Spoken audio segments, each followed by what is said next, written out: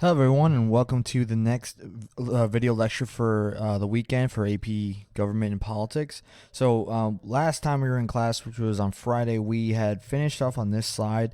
This is going to be just last like 3 slides until we're really done with this with Chapter 11, and we're going to move on to Chapter 12.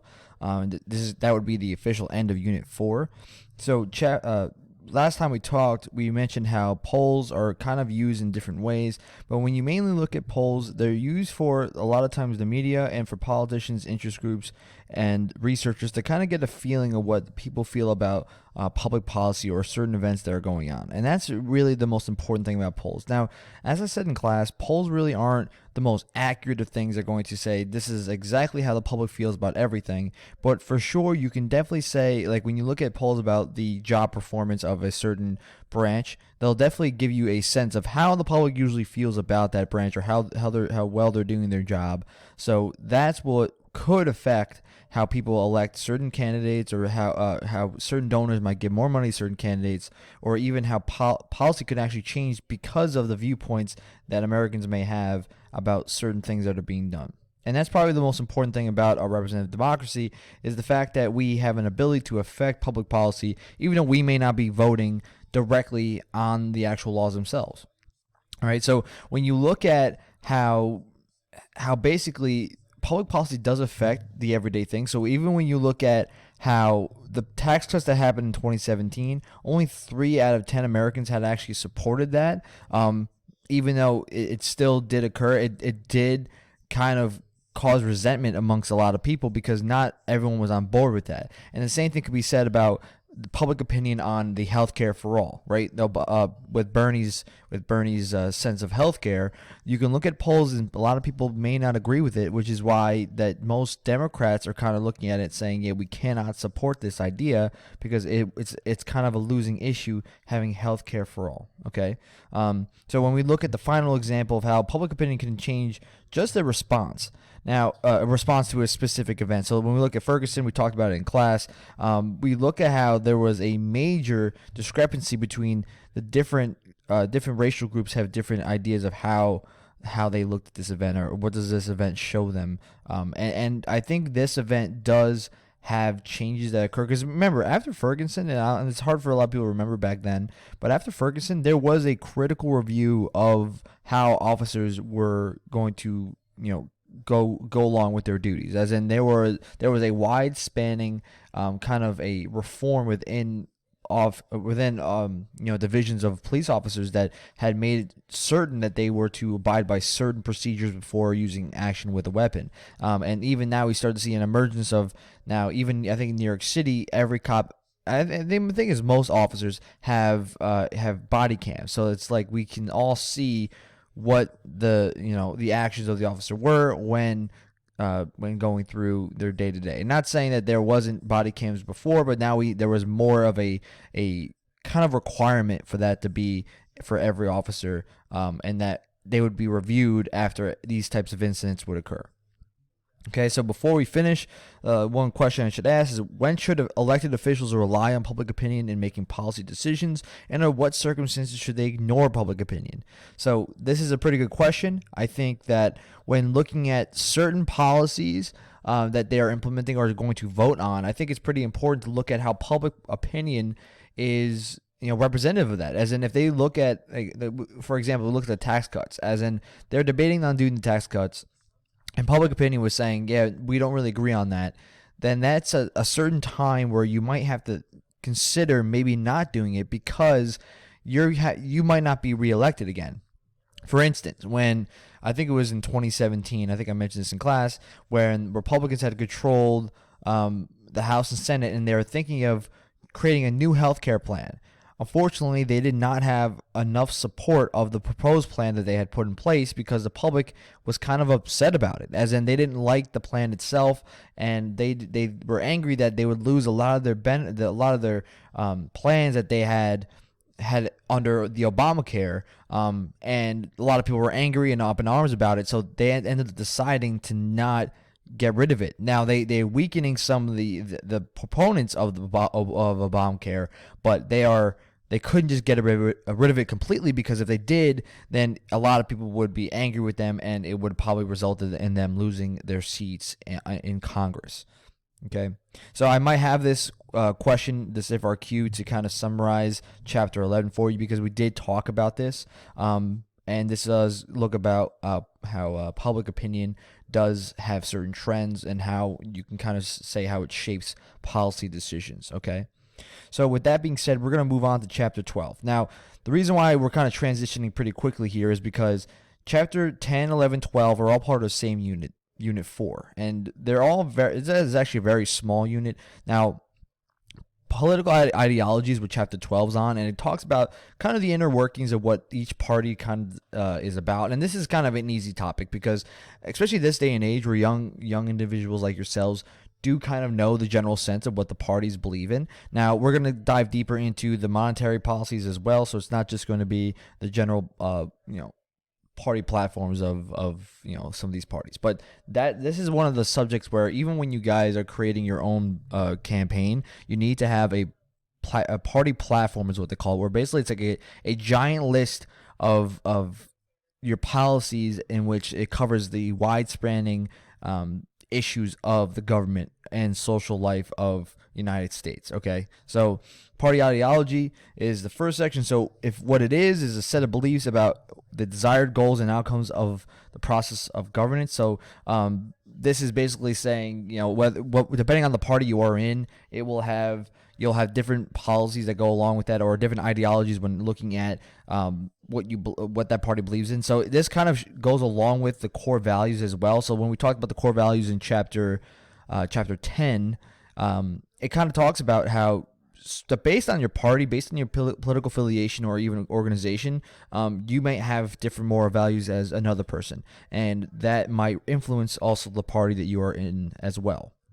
So probably the biggest debate when we look at different party differences is the right versus a privilege. Now, we talked about this when we were going over certain amendments. What is a right is something that is guaranteed, that the government cannot take away from you. So whenever we associate what a right is, we look at the freedom of speech, right? That's a foundational right that we all have. And when you look at the Supreme Court cases that we've analyzed over the course of the year, they talk about how some of these Supreme Court cases say this is a fundamental right, as in this is in the Bill of Rights, and it's fundamental to our livelihood. Same thing when we look at the Second Amendment. And then as we get a little bit closer to probably later amendments, like when we look at the Ninth, where it was kind of the individuals have rights that are not mentioned in the Constitution, that's where it gets shady, because now we start to say, well, what is considered a right now? And what a lot of people associate with the Ninth Amendment, or even when they connect it to the 14th, is that, well, marriage is considered a right. All right, privacy, is that considered a right? And now we even look at, is healthcare a right? Because now that's a big debate question that a lot of people have, especially in recent years with the emergence of Obamacare, and even with Bernie fighting for healthcare for all. And that's one of his big one-liners, is healthcare is a right. Now, most people that disagree with that concept are stating that healthcare or other things that aren't rights are considered privileges, as in they aren't guaranteed by the Constitution. That they're something that one may receive or obtain. It does not mean that the government can give that to them, or the government can take that away, since it's not a fundamental right. Now, we'll talk more about the Affordable Care Act, which is also known as Obamacare. We'll talk about other things as well that have been up in arms or debate issues. But that's really one of the biggest moments, is when we start to see about, is healthcare right? Because we look at Obamacare, right? I think it does provide, it's like the middle ground between having complete competition and having government-funded healthcare. Now, Bernie Sanders is taking it to the next level of saying there's not going to be any competition at all, and you will all have the same government plan. And we'll talk more about that later on. Okay, so pretty simply, some of these different terms you've heard already before.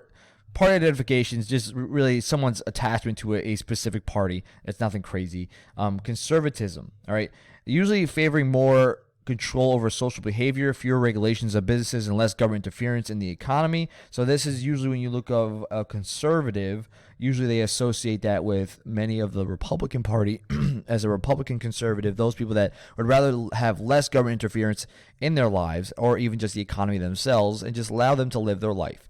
Liberalism, all right, is the ideology favoring less government control over social behavior and more greater regulation of businesses on the economy.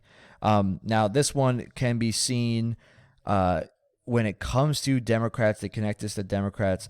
Now, this is less control over social behavior, as in it's not forcing them to decide how they should act in some ways, but they should have greater involvement over businesses and the economy. So that's why there is a sure difference there in how liberalism, or what they call liberals, would associate how the government should be involved versus what we see in conservatism, or just it being a conservative.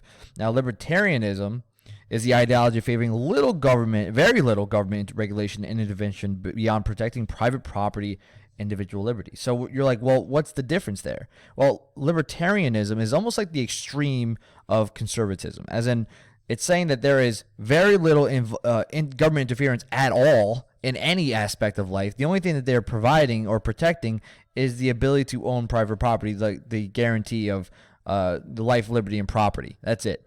That's the only thing they're guaranteeing. That everything else, get out of my way. And that's kind of the idea. And you see guys like Rand Paul, who is a kind of a famous libertarian at this point. But libertarians are kind of the extreme of no government involvement whatsoever. So there's kind of like those three different mindsets when looking at what a party affiliation or party just basic concept is. Now, this is a famous graph that they always kind of look at how they differentiate different politicians or different leaders over time. So they have the authoritarian or libertarian. These are people that the authoritarians are more involvement of the government involving themselves over the social aspect, or even social aspect of everyone's lives. Libertarian is obviously what we just mentioned, where the government has very little involvement in anything. The economic right is talking about those that were believing more free enterprise system or capitalistic style of economics, and are not closer to laissez-faire, which is hands-off economics, and economic left, which is going closer to the lefter side. So that means like communism, socialism, and those types of concepts where there's a command economy that is the government controls aspects of production and regulates the prices of the economy. Okay, so when you look at the graph now, there is a addition of some names that you might know. All right, so some of these some people may not agree with, and that's fine. Now this is from a data from the Political Compass blog, so you might see some differentiation from this type of graph. They might have, if you look at different sources, they might have these points in different locations. Now, I was going to give you guys a kind of a link where you can test and see where you fall on this box, and I think I'll probably give that to you guys when we get back to school. And I want to see where you guys end up being. So some names that we look at. We see Donald Trump is more on the government control aspect, but he's obviously closer to the right because he's a capitalist. Now you look at Bernie Sanders is clearly on the lefter side, and you might say, well, should he be more left or not? That's really up to you. But he's left because he's obviously a socialist Democrat. And then you start to see some of the people that are on the left here as well. You have Fidel Castro, you have Stalin, and then you actually have Obama 2008 is still he's a moderate Democrat, so he may not be on the lefter side, but he is still a capitalist, but he's kind of closer to the middle of this sphere. And then obviously there is a shift, Obama 2012, right? So you might see some different names on here that are interesting. I just talked about Rand Paul, right? He's in the libertarian section, so he's down on the bottom, but he's still a laissez-faire on the side of economics. Okay, so my suggestion is take a look at other graphs that other sites have done. There might be a slight change, but most likely they'll end up being in the same general areas.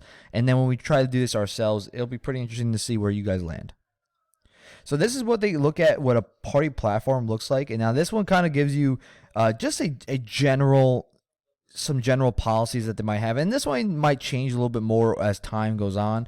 But some of the basic things, when you look at Democrats versus Republicans, when it comes to abortion, pro-choice versus pro-life, this is still kind of the case nowadays. Not saying that everyone's the same, but not saying that it's everyone's believes as if you're a Democrat or a Republican, but it's just saying generally that's how they look at it. Now, some of these are kind of, up in the air. They're making generalities about these. So like Democrats, they're saying all Democrats oppose the death penalty. That's not necessarily true. They're saying all Republicans support the death penalty. That's not necessarily true. But they're just saying that generally that's how the parties affiliate. Gun control, less regulations of firearms. Usually that's kind of closer, more regulations of firearms. Now, this is just looking at the Affordable Care Act itself. So when it comes to just the Affordable Care Act, Republicans generally want to repeal it, while Democrats want to support it. Now, you can even add in another aspect where it says healthcare for all. Is it a right or privilege? Most Democrats will say that it is a right because they're going to agree with the Affordable Care Act and healthcare for all. Other Republicans say it's not a right, it's a privilege. So there's some other ones that you can look at. But yeah, so this is generally how you look at some of the different policies associated with each party. All right, so some of these, like I said, they might change over time because you have to understand, for every major election year for presidential candidates, the Republican and Democratic parties come out with their own party platforms that have probably shifted based on what their idealisms are for that year. So some of these might change based on what their voters are really looking to do. So that's why, for instance, when you look at the idea of liberty of privacy, some of these things might change based on how just the times change. So that's why I make that claim, because it's going to shift, and that's what happens a lot. And that's why when people always rag on on senators or presidential candidates about actions they made 30 years ago, it doesn't really make a lot of sense, because obviously you're going to change. People change in general. Like when you are 40 years old, your ideas might change completely than what you are when you're 18 years old, because you're growing up. You start to see more things, you experience more things. So the same thing kind of happens with human beings in general. So these people might have a difference in their political ideologies or their actions, or what they believe in over time. Like, for instance, President Trump used to be a Democrat, and now he's a Republican as a president. So that clearly he's changed his ideology over time. And the same thing can be said about others as well. Michael Bloomberg is famous for that. He was a Republican, then he was independent, and now he's a Democrat. Clearly you can change your ideologies. So, how do the ideologies of the Democratic and Republican parties reflect different views on the importance of individual liberty and social order? All right, so I'll let you guys kind of think about that. You guys will probably answer that question for homework. Probably have this one for the FRQ practice for you guys. I think it's pretty interesting. But yeah, we'll go over that one. So, ideology and economic policy making. So this is a pretty short section here. So when it comes to the economy, different parties have different concepts of what they believe in. Now, some general types of economies or market systems. There's one that's not listed on here, but it's called a traditional. It's called a traditional economy, where basically this is like almost like the economies that were made before major globalization had occurred, as in like a bartering system, right? So like bartering system where people would trade in a good for a good or a good for a service. Usually this is like the old style or small community style of economy. So when we look at the Amish back in, a long time ago, or even just recently, they're not focused on just getting money and saving for creating bigger projects. They're looking to just trade for what they need for at the moment or for that week to survive, right? And we look at more traditional economies follow this system. But the other ones are free. The other three are probably the more we see nowadays. Free enterprise system or free market economy is basically the idea where government has zero interference, or the concept of laissez-faire, where it's like hands-off economics, where it's basically everything's regulated by the consumer, as in prices are regulated by supply and demand, and the consumer has all power in this scenario. Now, there are ways in which the free enterprise system or free market economy, where there can be a lot of disadvantages that occur from this as well. As in, the advantages are it has a great chance for boom. As in, there could be a lot of economic growth because whenever you have competition, you start to see goods and products start to get better and better. And I use this example for my economics class, but let's just say if anyone knows anything about video games or anything like that, there's like really three major companies that are always battling out for the leader of this. There's the Sony, Microsoft, Nintendo, and then there's obviously PC and everything. But if let's just say Sony had somehow bought out Microsoft and Nintendo and they're the sole company selling video games, their product is not going to get better. As in, it's going to be the only product on the market and they're going to stay the same, selling you basically, an astronomical amount price for a crappy good, right? But if there's competition, which there is right now, you start to see new systems are competing against each other, and every few years they come out with a new system or new games to try to outdo the other one so that they get the edge over them in competition. So that is the advantage there. The disadvantage is if there is only one company, then the consumer loses all ability to choose because there's no other company.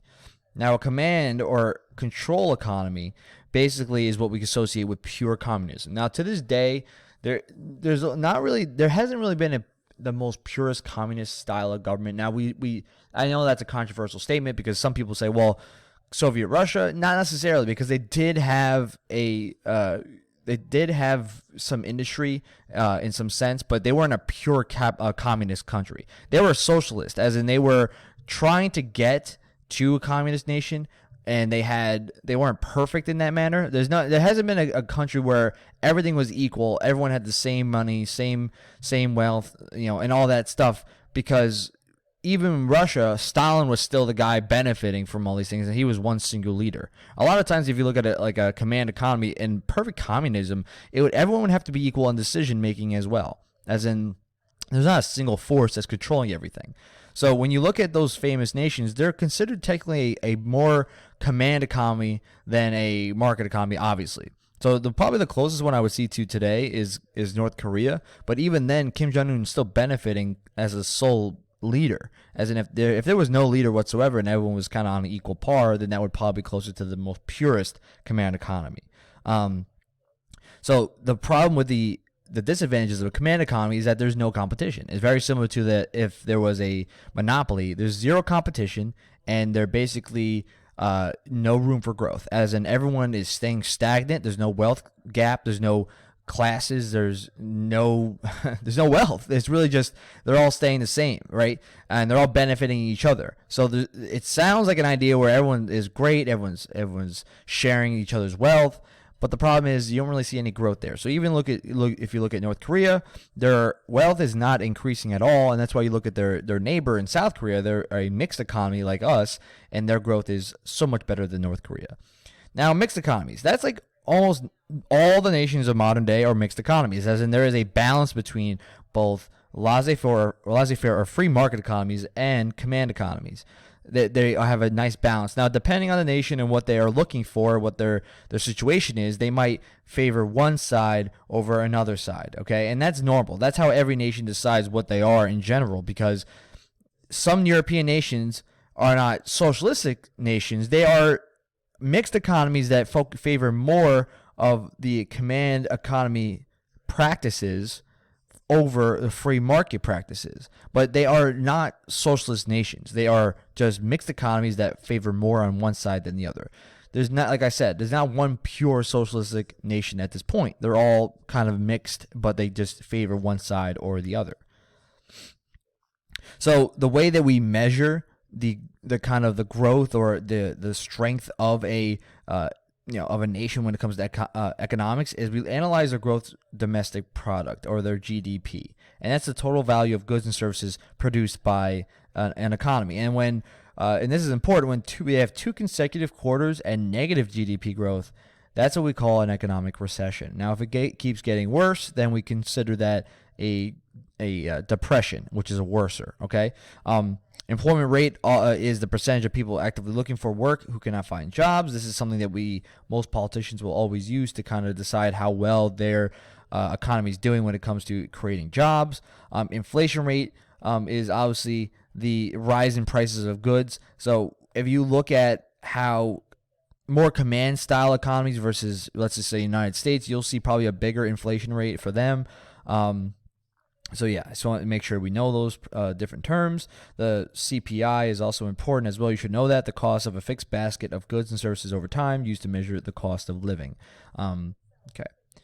So this is an important graph. This is the business cycle graph. So when you look at the different terms here, expansion. So this is when the economy is doing well. All right. Usually we're in an expansion phase. The peak is as high as it's going to be. So this is literally like when you see the biggest boom of what the economy could be. Now, sometimes you can actually pass by this. If there's a certain incident that's going on, you could even just pass over the peak, or even just the peak might just be really smaller, and you might just start going into the downward turn. Now, the problem with this graph, what gets me nervous is with how the coronavirus is going right now, there's a chance that we could actually do what I just mentioned. As in, there's a chance that we could just pass what the peak is, and we could go downhill here, which is what a lot of economists are now looking at, is saying there's a chance that we might go into a recession more recently now than later. And that is not a good thing. All right. So that's the problem. Now, when you look at in history, even with what happened with Barack Obama, and you can say, and you can dislike him or like him, it's up to you. But the reality is, when we were with Barack Obama, we were already on a downward turn. Now, what Barack Obama did that stopped us from getting to the trial or the depression mark, we actually jumped past that depression mark and we started to hit growth. That was the difference. That's why a lot of people support Barack Obama, is because we were in a recession and we got out of the recession without hitting the depression mark that was down here, or the lowest mark. We were able to bypass that and get to steady growth here. And then when President Trump came in, we were down here and we started to hit bigger growth. Now the question is, are we going to get past the coronavirus and hit the peak, or are we going to pass the peak and start hit the recession? That's really the question at this point. And that's really what's scary about what the situation is at the moment. Okay. So some different theories that you should know about. So the Keynesian theory, I probably said that completely wrong. So this is kind of focused on how individual decisions but when it comes to saving and spending during the business cycle, can either create a boom or a bust. So people can spend more, invest unwisely, and it can cause some issues with the business cycle, as in we can fall into a harsher recession if we kind of invest wisely in the stock market. A bust is basically when we cut back on spending and investing, and we cause an issue by not allowing the business cycle to grow. All right, so that's why these two terms are associated with kind of how individual decisions can affect the business cycle and the speed in which we move forward. Now, governmental policies can actually extremely affect how we go through the business cycle, and they are supposed to kind of almost be like the watching eye over the individuals, as in when they see the people are doing something that they may not like, that might hurt the economy. They're supposed to be the regulator that kind of makes sure they do the things that are needed to fix this problem. So the supply side theory, which is also known as Reaganomics. So what the concept of it is by lowering the taxes on these individuals and companies, it allows them to have more money in their pocket. Now, when it comes to industry that has tax breaks for them, the idea is that they will invest that money either into the stock market or buy into themselves, or increase the wages for their workers, which means that means more people have money to spend, and it will boost the economy for the better of everybody, right? That's what the idea of kind of what Reaganomics was, and you can even look at kind of the different policies that are done by these three different presidents. Obviously, Reagan, Bush, and Trump recently did the same type of policy that can help in this way. The biggest problem, though, with this idea is that you're hoping that the businesses do invest in themselves. Right, that's the issue. Is if the businesses do not, as in they get a big influx of money from these tax cuts and they put it in their own pocket, then this whole concept is not really working so well. But if they do what is expected, which is invest in themselves or invest in the stock market, or even increase wages for their workers, or even create new businesses to create more jobs, then it will work in the benefit of everybody. But that's the problem. You're hoping that they do their job, that they do what they're supposed to do with the tax cut. Okay? So guiding people through whether or not they need to increase taxes or not, there's obviously two separate idealisms. Republicans, like we just mentioned with Reaganomics, would have tax cuts and increase military spending, so at least that they'll restructure the budget to get rid of more more government-run programs to increase military spending and have more programs that the state regulates themselves rather than the government funding it. And like I said, decrease taxes for individuals so that they could spend more in the economy.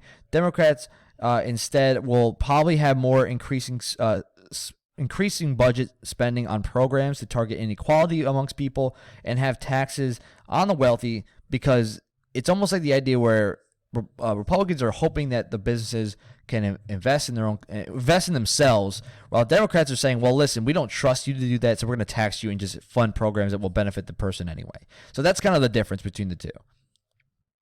So we look at Keynesianism, right? This is kind of, I think I might have kind of glossed over a little bit in the previous slide, but basically this is kind of seen as when the government's kind to invest more into the economy to make them kind of to encourage economic growth in general, to almost influence or increase income for individuals so that they can spend more.